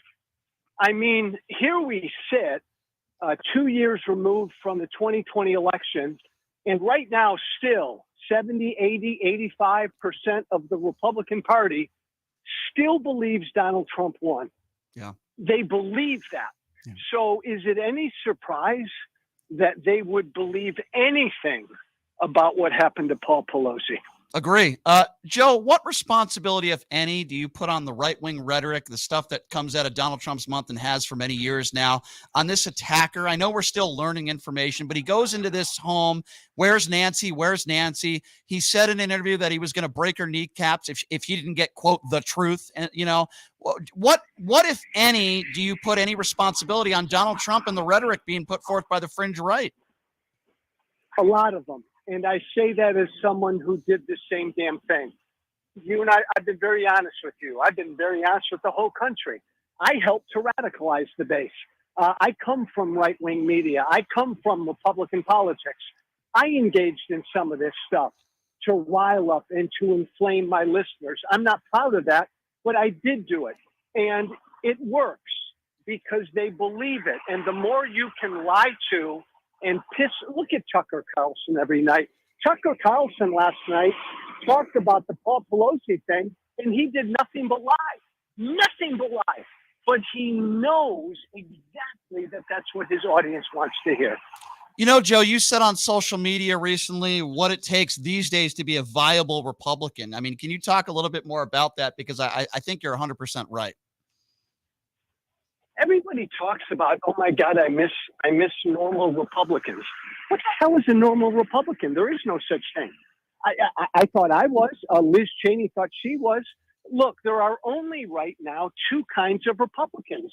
There are the absolute bonker crazies like Kerry Lake and Marjorie Taylor Greene.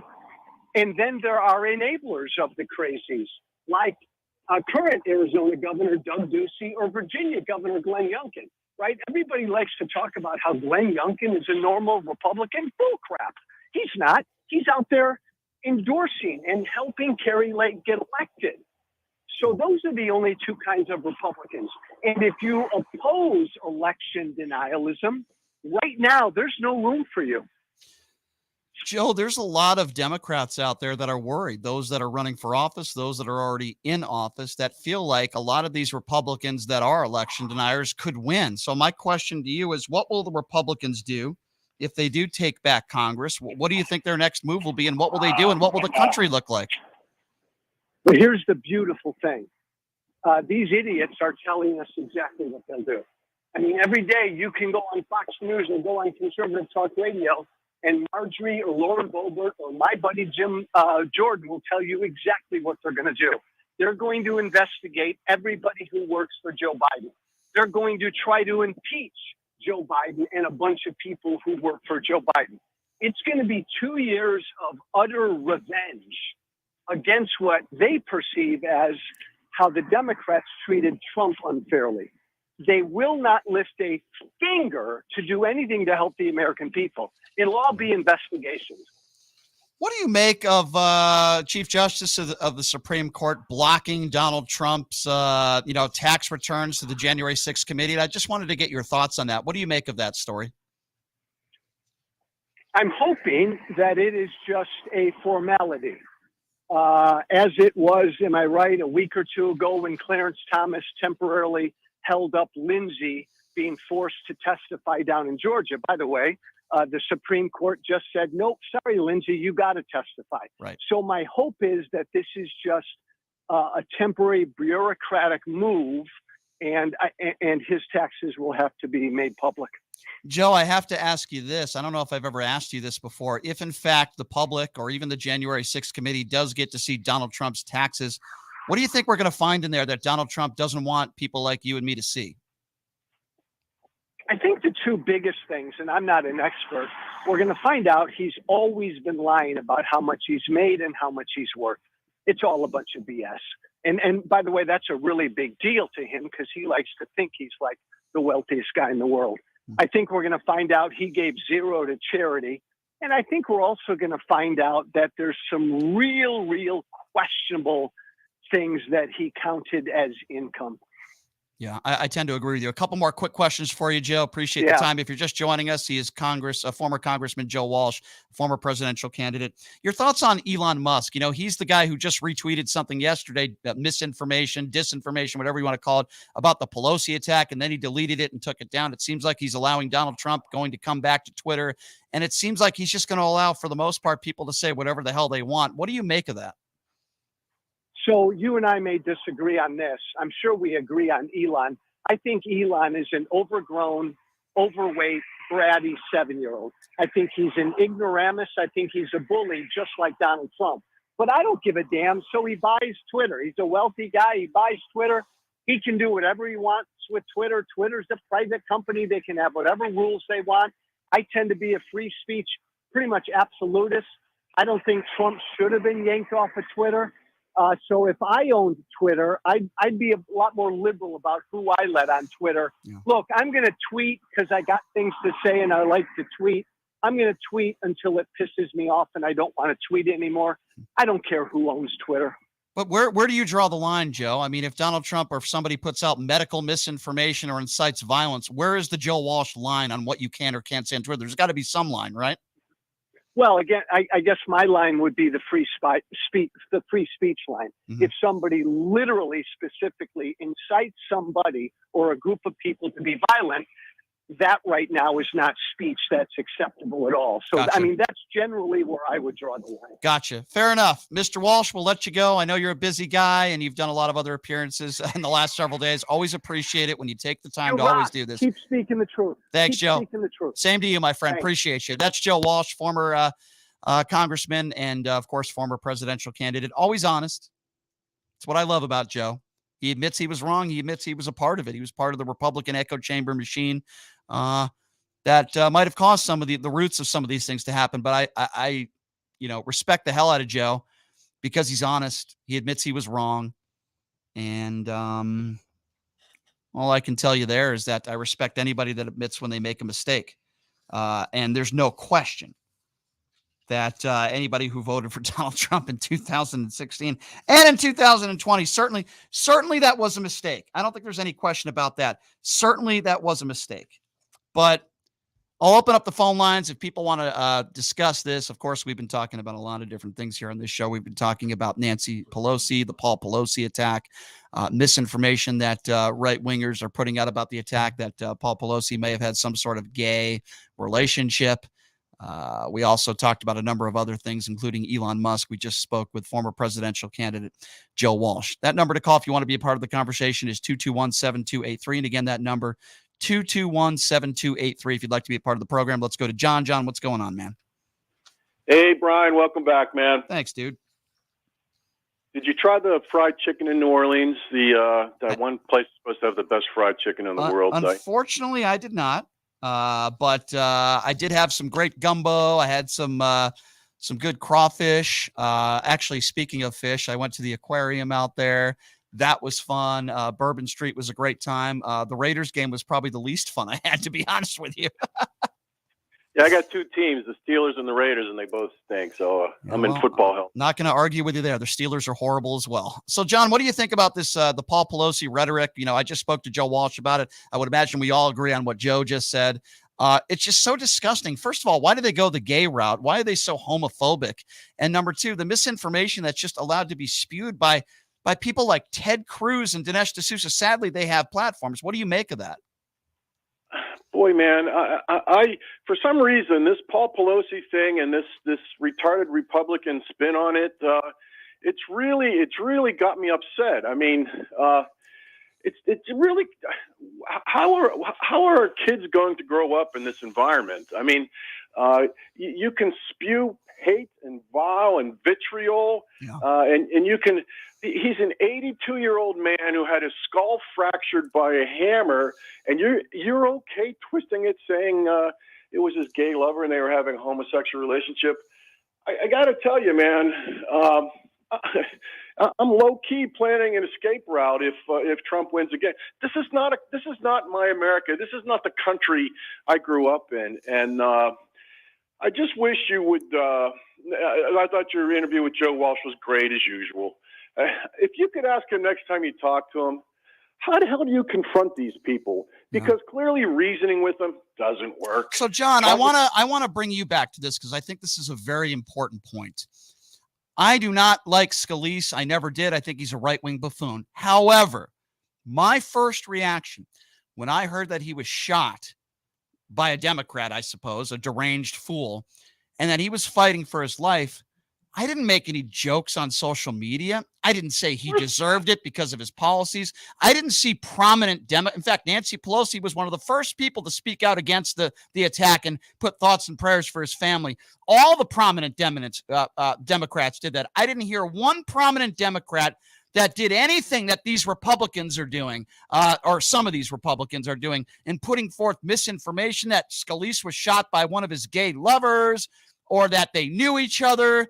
None of this stuff was put forth when Scalise was shot. But yet when Paul Pelosi is beaten to a pulp with a hammer, and even when he's in surgery, if Republicans are not putting out misinformation, they're still attacking Nancy Pelosi. I mean, am I wrong? No, you're absolutely right. Look, there's no sense of decency. I'm asking you next time you talk to Joe, please ask him, because I'm struggling to find it myself. Like, how do you talk to these people? I have neighbors who are retarded Republicans, and I use the phrase "bitch slap," and I don't mean that literally. I mean it figuratively. It's a metaphor, like beat down. It's to shake them up. It's to snap out of it. That's the urge that I have, is to just get in their face and scream at them. But Joe Walsh, he would know the answer to this. I'm struggling for a way to deal with these retarded. Well, I can't. I'm telling you, I can't. I just call them right-wing buffoons. I tell them to take off the Donald Trump knee pads, and I say, if you're not smart enough to admit that Donald Trump lost the 2020 election, you're not smart enough to have a conversation with me. Go talk to your idiot friends. I'm not engaged. Other than calling them a moron, I'm not really doing any other types of engaging with them. If a Republican wants to have a reasonable conversation with me about topics, I'm glad to do so. I like a good debate. I like a disagreement. Michelle is going to be in studio tomorrow, and sitting right next to her is going to be Stephen Horsford. So that obviously could be very interesting tomorrow in studio. We'll see how that goes. But I am more than willing to have conversations with decent Republicans. And you can say what you want about Michelle, but I know for a fact she's not spreading misinformation about what happened to Paul Pelosi, and she is denouncing it. So you have to give some Republicans credit for that. I'm trying to solve this problem. I'm trying to figure out a solution. You can't. I'm trying to You figure can't. out You can't. How do you talk to these crazy nut job can't. scumbags? You can't. But then how does okay? But then we're going to separate. We're going to be. You have no choice. My advice to you would be don't even engage them, because nobody's going to change their mind. Very simply put, intelligent people change their minds. Joe Walsh is an intelligent person. He owns the mistakes that he made because he's a smart guy. If you're an intelligent, decent human being, and I'm putting decent in there as well, because people like McCarthy and Ted Cruz, they might not be the smartest people in the world, but I wouldn't necessarily call them stupid. They're just bad people, right? A scumbag. Right, a scumbag. So if you're not intelligent, like most, to this day, most Trump supporters are not very intelligent, or if you're just a bad human being, I don't want to engage with you, because I'm not going to change your mind. If you're a semi-intelligent person and you're a Republican, I can have a conversation with you. And, in no way, shape, or form am I saying that, only Democrats are smart and Republicans are stupid. That's not what I'm saying. I am saying right now, today, in this era right now, if you are a Donald Trump supporter, or you're spreading misinformation about Paul Pelosi, or election denying, or COVID misinformation, it's either one of two things. I say this all the time. Either you're an extremely stupid human being with a very low IQ. Sadly, there are many of those people out there, especially in middle America. Or you have intelligence, but you're just a despicable human being, and you just lie and put out rhetoric and hate so that you could either remain in power or win an election. It's one or the other. Yeah, dude, I've lost one of my best friends, and he's a Trump supporter, and I just outright said, dude, we can't be friends anymore. Sorry. And I think I have a harder edge than you when it comes to shouting at people. But I would love to hear what Joe Walsh's answer to the question is. How are you supposed to deal with these rats? Because clearly you can't reason with them. Yep. You can't talk with them. I think that's what his answer would be. You can't. Sometimes people are just so far gone and so lost, you can't reason with idiots. I think that's the way. But hey, I'll make a promise to you. Next time Joe Walsh joins us, I'll certainly ask him that, John. And it's very good to hear from you. I appreciate the call, my friend. Thank you. Great show, Brian. All right. Thanks, John. Appreciate that. 702-221-7283. And again, that number to call if you want to be a part of the conversation, it is 221-7283. Now, this might shock you, ladies and gentlemen. I'm actually going to agree with the conservative Supreme Court justices when it comes to this story, which I wanted to talk about briefly. And then coming up at the bottom of the hour, we're going to be speaking to Brian Salmon from Channel 3 Sports when it comes to the Raiders and the debacle that took place over the weekend. So some conservative Supreme Court justices indicated that they are willing to end the explicit consideration of race in college admissions as they weighed cases challenging affirmative action policies at the University of North Carolina and Harvard University. So listen, I'm conflicted on this, but hear me out on this one. I want everybody to be treated as equals. And if you want everybody to be treated as equals, you can't treat people differently because of the color of their skin. Listen, I understand why affirmative action is in place. I get it. Because as a white person living in America in my lifetime, there's no question it's been easier for me than if you are someone who is black. I'll be the first one to admit that. I want people to be treated the same. Here's what I don't want. I don't want someone who is black getting into a university with a B average than somebody who is white getting into a university with an A average. I believe that to be unfair. If somebody has the same grades and the same type of resume, look at where they grew up. Did they grow up poor or rich? I would like the person that grew up poor to get that scholarship. That doesn't necessarily have anything to do with race. It has to do with upbringing. I do have a problem with affirmative action. I really do. Just as much as I have a problem with anybody who treats somebody differently because of the color of their skin. I don't think affirmative action is the right way to go. I really don't. I never have. I am pro Black Lives Matter. I am pro Black Lives Matter movement. I've been to some Black Lives Matter protests. No, I didn't do anything violent. I didn't attack a police officer or break in.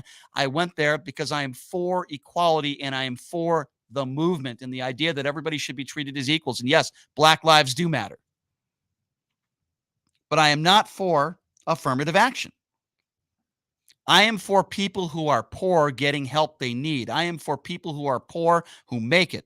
That's who I am for. If you're poor and you grew up with one parent and nobody gave you anything in your life and you have a B+ average in high school and you did all the right things, and then you have notice how I'm not using race here. You have a student who is wealthy and rich and had an A- or A average. I want that student who grew up poor with a B+ average to get more consideration than that student that had the A average, because I think it's a little bit easier to do well in school if you have a great support system around you. I believe it is more admirable. And listen, all due respect, if you have an A+ or A average and you come from a rich family, obviously nobody gave you grades. I'm not implying that. I'm just saying maybe it was a little easier for you with your upbringing. I have more respect for somebody who has close to those grades, who grew up without a good family, grew up in a poor neighborhood. So I'm not putting race into that, but I think somebody's background and where they grew up should be very more important than maybe some people make it out to be. But I'm not for affirmative action. You know, that'd be me going to Germany if I decided to move to Germany. Well, because of the Holocaust, should I be getting paid boatloads of money? No, that's not fair. And people should not suffer for what happened many, many years ago. Systemic racism exists in society. There's no question about that. If you deny that, then you're wearing the blinders. It does. There are things we could do as a society to help. It's getting better. It could be a lot better. There's no question about that. I want people treated as equals. I don't want people treated differently because of the color of their skin or what they look like. I think people could be treated differently and people could get a little bit more help if they come from poor communities or maybe a bad upbringing. That hasn't, in my opinion, that has nothing to do with race. I'm not talking about race there. Affirmative action is not good. It's not fair.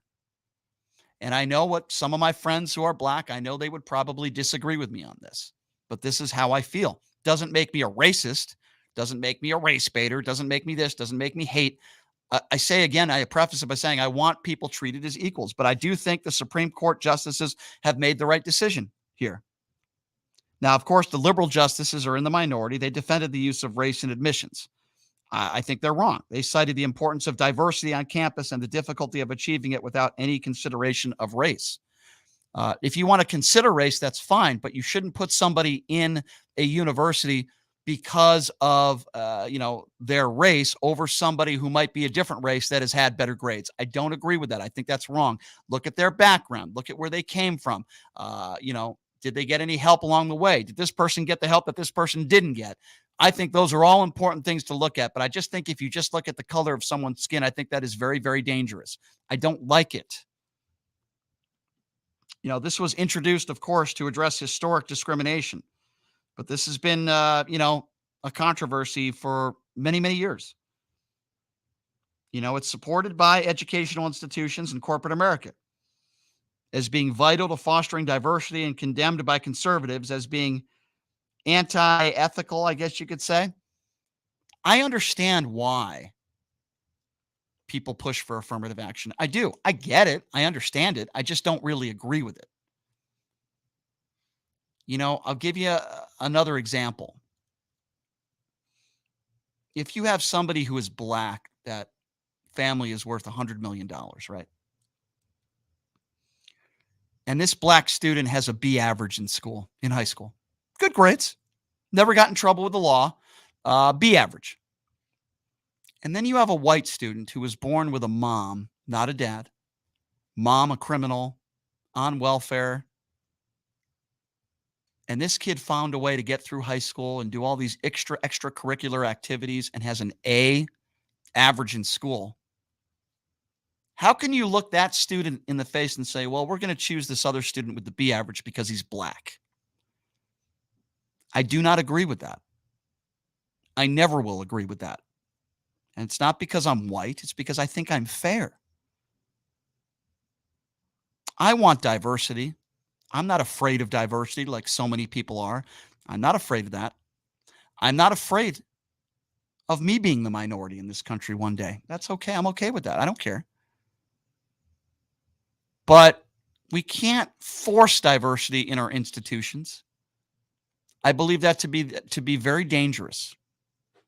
Now, in the history of this country, have black people not been admitted because of the color of their skin? Probably, and that's absolutely terrible. It's racist. It's wrong. I never want that to happen. I want people judged on their merit of what they've done in their life, not the color of their skin. In a perfect world, that's what I want. I know that's not going to happen, but in a perfect world, that's what I want. I don't want one student getting into a school that does not have as good a grades as another student, but that student with the grades that are not as good gets in because of the color of their skin. I don't want that. I want people to look at where this person came from. Were they in poverty? Were they raised with one parent? I think that's important because there are advantages in high school of getting good grades and getting by and doing better when you have a great support system around you. If a kid makes it and gets great grades without that support system around them, then I'm okay with that kid getting in as opposed to that other kid with better grades. That I agree with. And that has nothing to do with race. However, when you look at this country, who are predominantly poor or poverty, black people over white people. There's no question about that. So I think you need to look at where someone was raised and how they were brought up rather than just the color of their skin. And I just think that's wrong. So this is one of very few circumstances where I probably agree with conservatives on this issue, but I want people to be treated as equals. Many conservatives in this country do not. It's as clear as day. But on this issue, I will agree with them. All right, here's what we're going to do. We're going to take a quick break. But before I take a quick break, I want to talk to you guys about my favorite gaming bar by far, hands down in Las Vegas. It's Jackson's Bar and Grill. We are in November now. Isn't that right, Numchuck? We're in November. It's crept up upon us. Today would be November 1. Today is November 1. How about that? Well, guess what? Great promotions in November for Jackson's Bar and Grill. On Sundays, you get $50 free play after you earn 200 points on a slot machine. Some restrictions do apply, and today's Tuesday. Tuesday and Thursday, they're doing a free wine giveaway. If you earn 200 points, you get a mystery bottle of wine to take home. How cool is that? Some restrictions apply there. And every VGK game, all TVs and sound and pass the puck, win up to $100 in free slot play per period just for playing. All right, so how cool is that? Check them out, please. Jackson's Bar and Grill, located at Flamingo and Jones, my favorite gaming bar in town. We're going to take a quick break, and my favorite anchor in town. Well, Chris Matthews might be offended by that. Maybe Ron Futrell. They're all, Jesse Merrick's great too. They're all good at what they do. Well, not all of them, but those that I named. Brian Salmon's also great at what he does. The King anchor at Channel 3 Sports is going to be joining us next. Where is the accountability with the Las Vegas Raiders after the embarrassing loss over the weekend to the Saints? We'll talk to Brian Salmon about that coming up next. Take a quick break. Be back right after this. You're listening to Pushing the Limits right here on KSHP. Hey, everybody. Are you struggling to find a pizza place that reminds you of Brooklyn? That true blue New York style pie? Well, worry no more. Stallone's Italian Eatery Pizza is a knockout. We're located at 467 East Silverado Ranch Boulevard, just off of Premier Road, half a mile east of South Point Casino, just minutes from the Las Vegas Strip. Come by and grab a slice of pie. Plus, check out our Brooklyn-inspired Italian cuisine. Our sandwiches are super. Hero, that is. Because why be a sub when you can be a hero? Stallone's Italian Eatery is here to serve you phenomenal food, Vegas. Forget about it.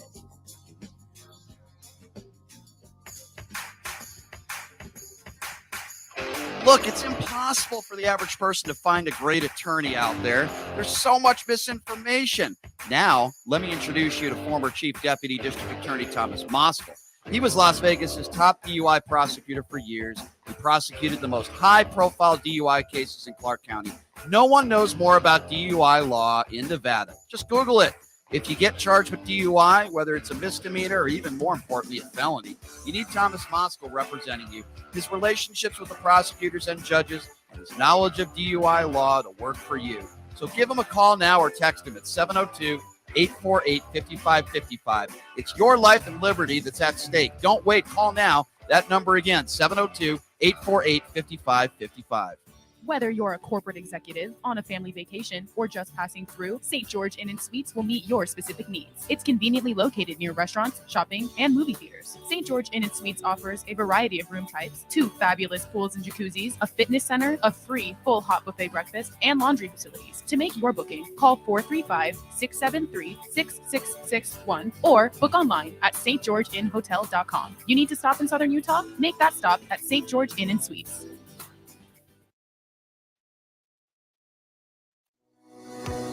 Hey everybody, it's Brian Shapiro from Pushing the Limits. I want to tell you guys about Sahara West Urgent Care and Wellness. They're conveniently located on the southwest corner of Sahara and Jones. They're open Monday through Friday, 9 a.m. to 9 p.m. and Saturday, 9 a.m. to 5 p.m. At Sahara West Urgent Care, they'll take care of all your healthcare needs. They offer routine services such as physicals, STD testing, car accident treatment, and work injuries. You name it, they do it. They have on-site x-ray, EKG, ultrasound, and labs. They treat chronic conditions such as asthma, blood pressure, diabetes, and more. They also offer general wellness exams, treatments such as testosterone enhancement, and cancer screening. They're located on Sahara, 6125 West Sahara Avenue. Their number is 702-248-0554. And the best part, they accept most major insurances and affordable cash pay prices, office visits starting at just $95.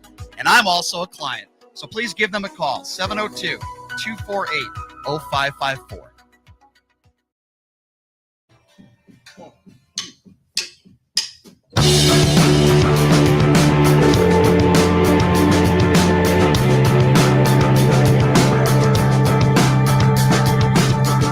All right, welcome back. It is Pushing the Limits on a Tuesday.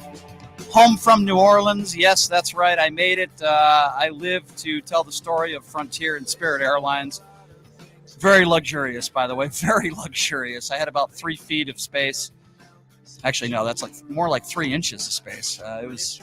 I don't know what was worse, the plane ride there and back or the $70 cab ride to get back to my house. I don't know what was worse, that or the actual game itself. Well, to talk about the game, the guy joining me on the line right now, Mr. King Anchor, Channel 3 Sports himself, who spent plenty of time in New Orleans working out there. Brian Salmon joining us right now on the line from Channel 3. Brian, good to see you, my friend. How you doing?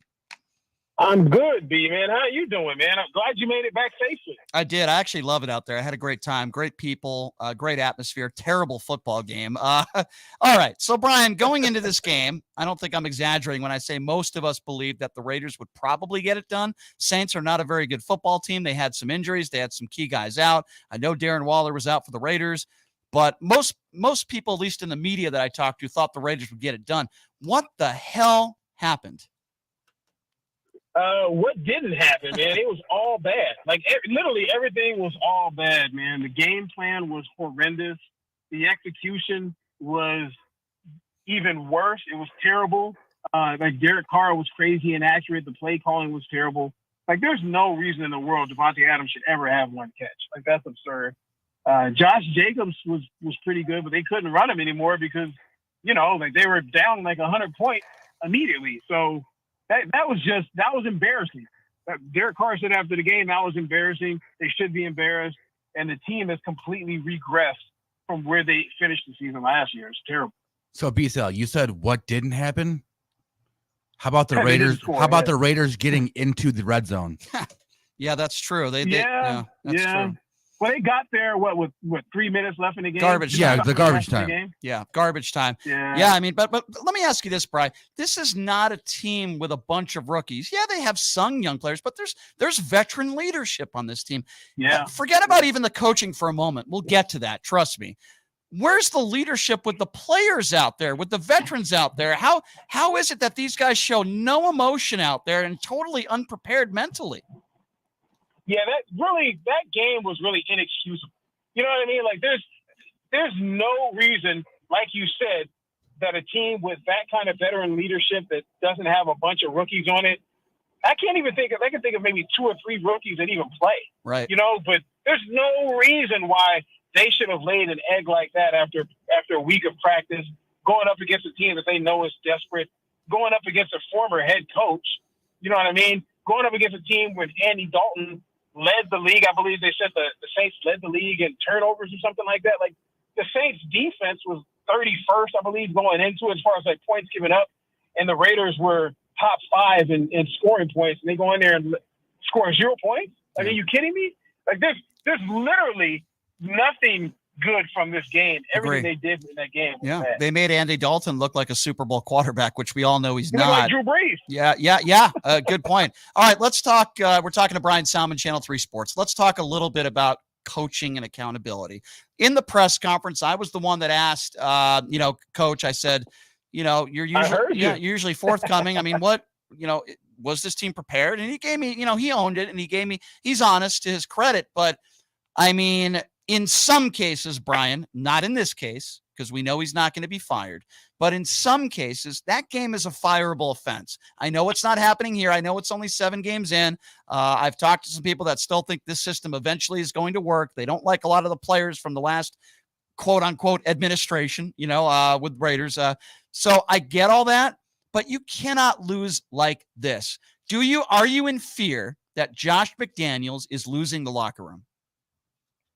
You know what? I completely went exactly where you went with that question and just that train of thought, because that's the kind of performance you get when you do lose a locker room. You know what I mean? Like, for instance, Rich Bisaccia which is a guy that no one wants to, they don't want to talk about it. They don't want to bring his name up, but he had the locker room complete. Agreed. You know what I mean? And guys, they never would have given that kind of effort for him. They never would have given that kind of effort for him. And for a team to do that with a first-year coach, seemingly, things are on the uptick. They just came off a game which they scored 38 points. They were doing well. They're on their soft part of their schedule. You can't have that kind of performance. Yeah. You just can't have it. Right. That's terrible. I agree. What happens now? You're playing Jacksonville on the road. What I said was, I'm not going to give McDaniels any credit, but if they win the game, this has got to be heart now. It's all about the heart of this team and pride. Forget about the coaching staff. Forget about the fans. This is about you as a professional football player. There's a reason why you got to the NFL. You obviously have work ethic. You have pride. You better show it this weekend, and you better win this football game against the Jacksonville team, by the way, that is not very good either. They just had a tough loss. To me, this game is all about heart. This is all about heart. We can go into Derek Carr's lack of performance pretty much all year. We could talk about the fact that, the game plan wasn't there. But to me, this is just about heart and grit, this game coming up this weekend. Yeah, I couldn't agree with you more, man. I mean, they have to have a performance that says, okay, this team isn't giving up on the season. They're not giving up on their new head coach. And they have the mental toughness that they all showed that they had last year. The team showed their resiliency last year, man. Yeah. And they're not doing it now. So, if you're someone who covers a team in which you want the team that you cover to do well, makes your job more fun, you have to be frustrated. If you're part of Raider Nation, you're just frustrated because you should never have seen what you saw. You never should have seen it. You're right. I mean, there are a lot of fans that came out there. Trust me. I was there. I saw it. A lot of Raider Nation was out there in New Orleans. They were there for days and they were so excited, and it was depressing for them, and rightfully so. Here's something that, again, I'm going to bring this up because I've brought it up in past years. I'll bring it up again. I do not believe that Derek Carr is the quarterback that will bring them to where they need to go. He's a nice guy. It's not personal. He's a great family man. He's great with the media. I really like Derek Carr personally. He is not, to me, an elite quarterback. He is not, to me, a top 10 quarterback. And I don't think he's the right guy for this job. I'm sorry. Just like I don't believe Josh McDaniels is the right guy for the job, I don't believe Derek Carr is the right guy for the job. There no excuses with him. He is having a bad year. And to me, this is the most important year. This was the most important year of his career because he just doesn't have excuses anymore. Yeah, there's the one caveat that I would give Derek Carr, the one caveat, which doesn't excuse how he's played, is the fact that his offensive line is terrible. Yeah. You know what I mean? Like Colton Miller hasn't had a good. I mean, he's missing blocks all over the place. There's consistently an offensive lineman standing above a defensive lineman that's laying on top of Derek Carr. Yeah. You know what I mean? Like there's always an offensive lineman that's missed a block. But this was a prove-it year. The same way that Pat Mahomes had to prove that he wasn't a product of the cheetah.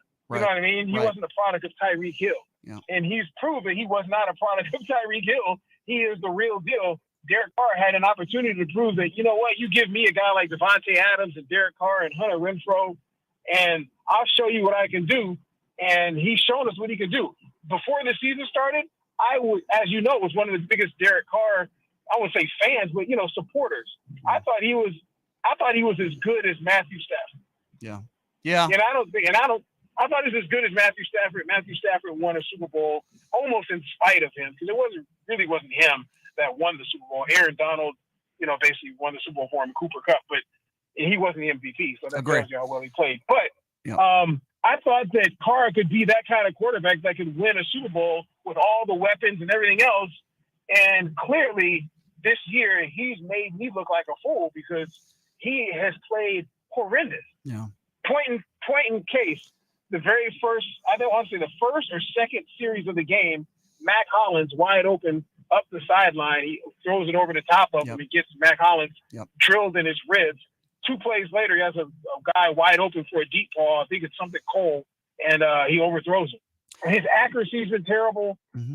He's not comfortable in the pocket. Like, he's had a horrible And listen, I know he's not necessarily known for being a scrapper, but there are times even when Tom Brady in his career needed to scrap for first down yardage, didn't look pretty in doing it, but he was able to do it. That's another thing. When was the last time we saw Derek Carr run for 7 or 8 yards? He did that early in the season. I think it was the second or third game. He had a nice game, but he hasn't done it since, right? He hasn't done it since. Yeah.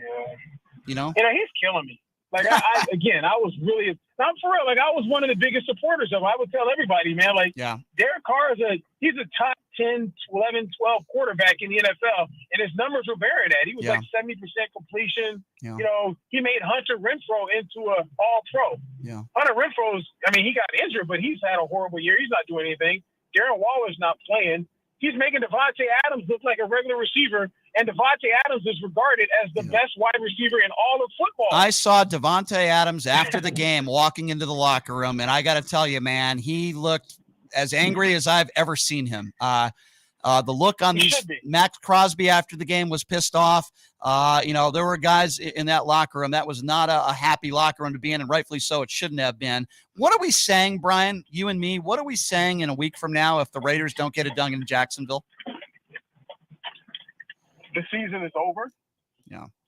Like, I don't care what kind of rah-rah speeches you give us, and it's still early, and you can come back from this, and blah, blah. I don't want to hear any of that. I don't want to hear any of that. Like, what I want to hear is, like, changes need to be made, man. Like, I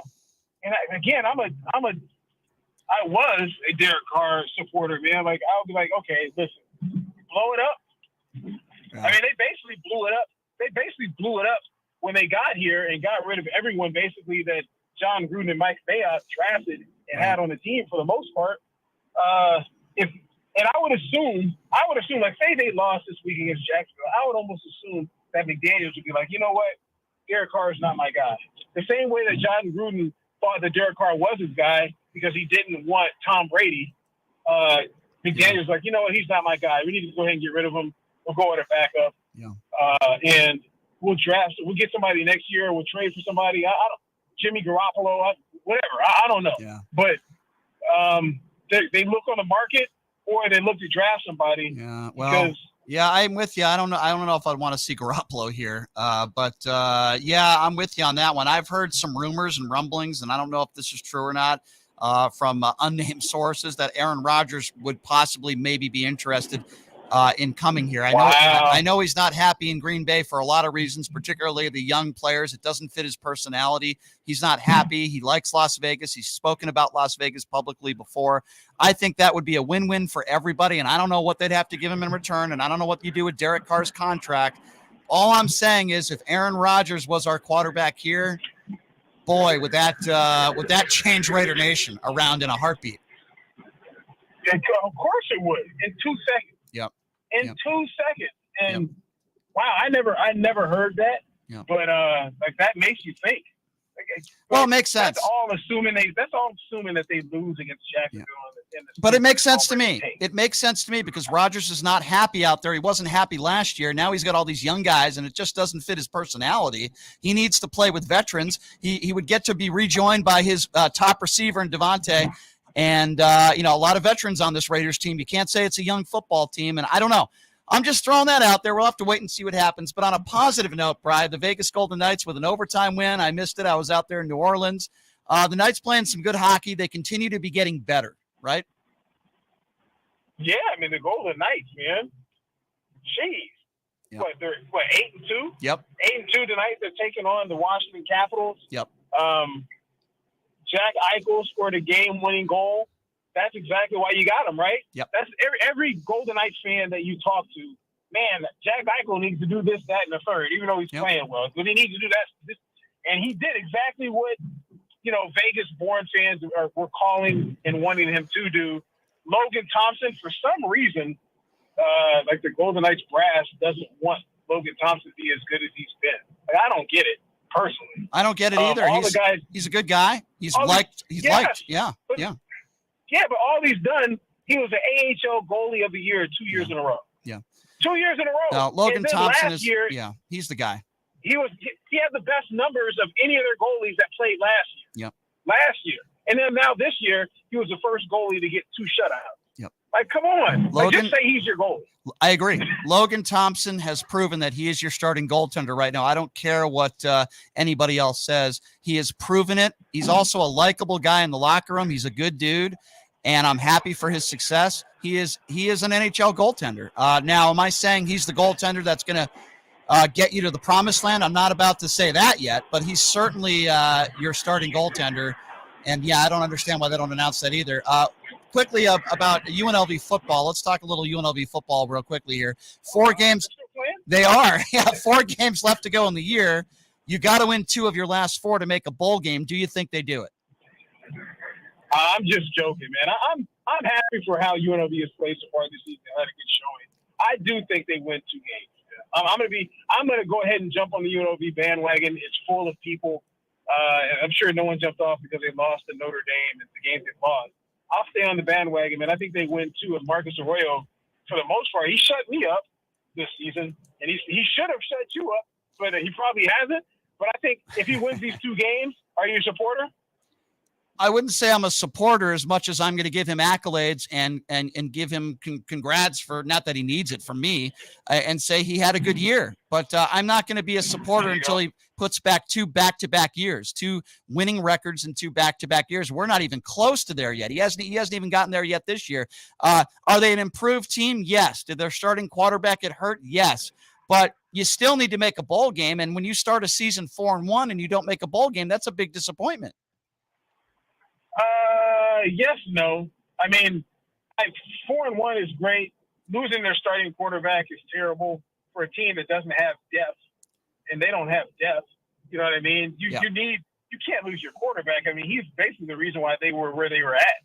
So, but yeah, if they rebound and win 2 of these last 4 games and make a bowl, in which at the beginning of the season we all said 5-6 wins is a successful season, they mess around and get 2 wins.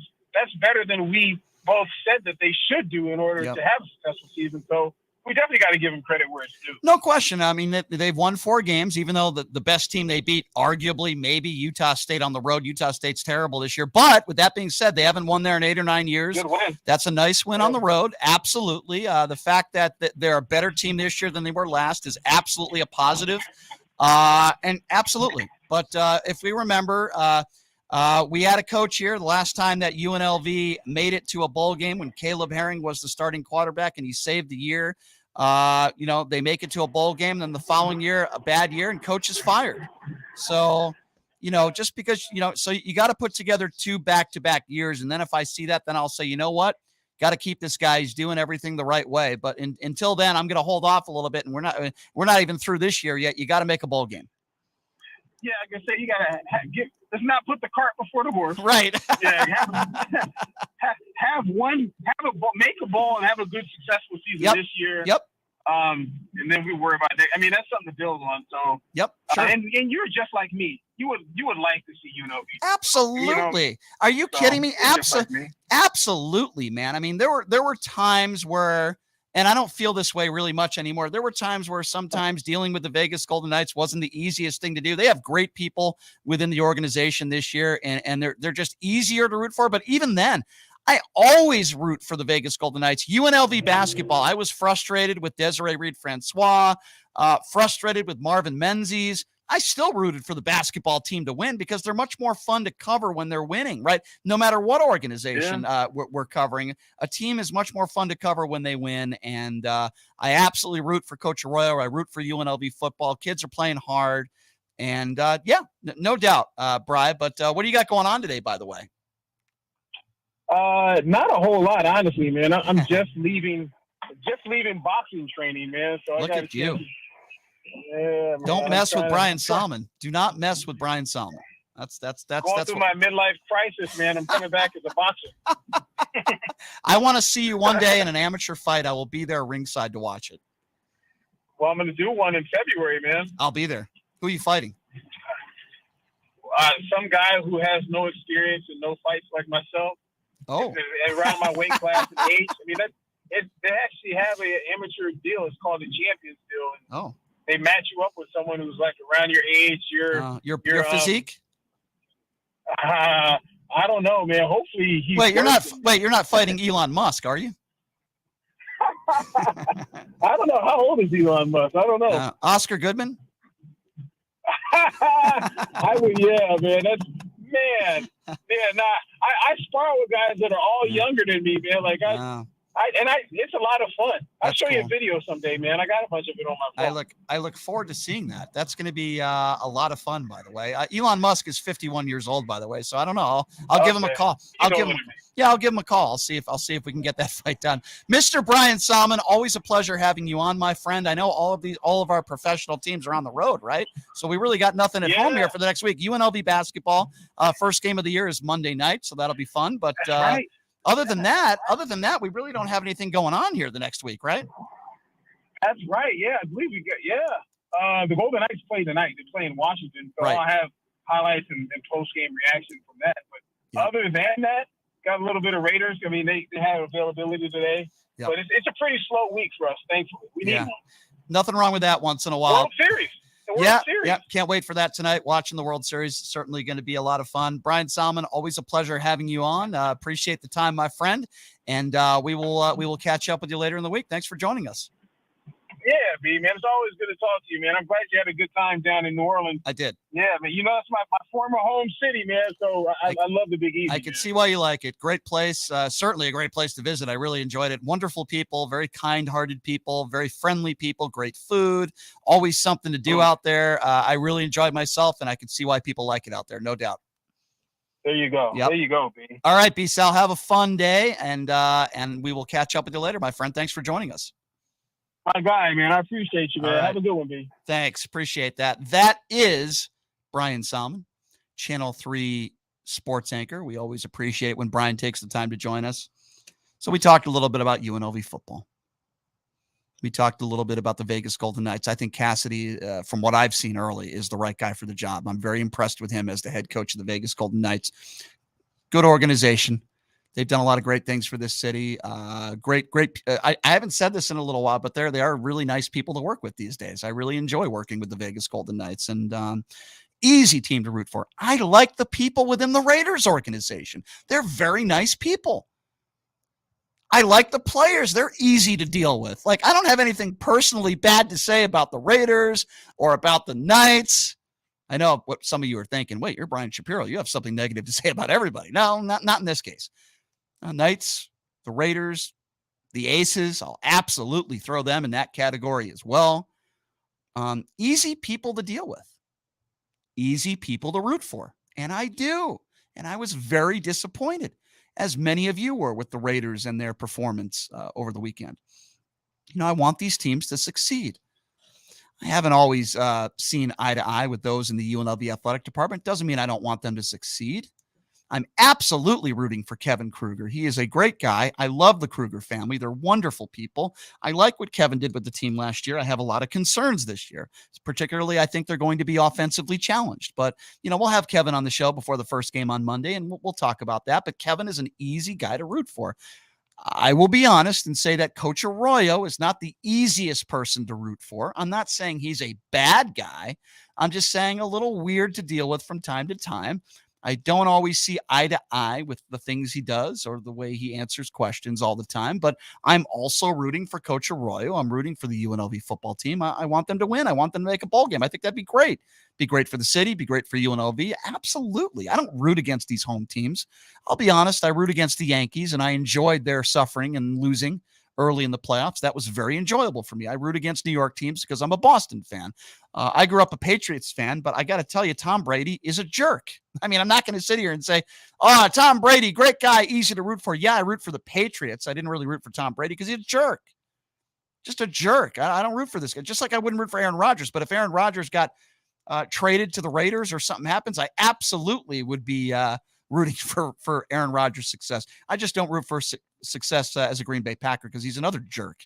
But, the point being, if you're rooting for people, they're nice people, they're good people, whether it be, Kevin Kruger or, a guy on the team like a Phil Kessel, within the Knights organizations. Derek Carr's an easy guy to root for. He's just a good dude. It makes it easier to root for these guys, but the Raiders have a debacle. There's no question about that. They're in a huge debacle. All right, so tomorrow on the show, we're going to have some fun. Tomorrow's Wednesday. So you know what that means? That means 8-time Emmy winner Michelle Mortensen will be joining us in studio. Also, Stephen Horsford will be joining us in studio as well. He's in a pretty, I'm not going to say it's a tight race, but an interesting race anyway against Sam Peters, who I have very little respect for.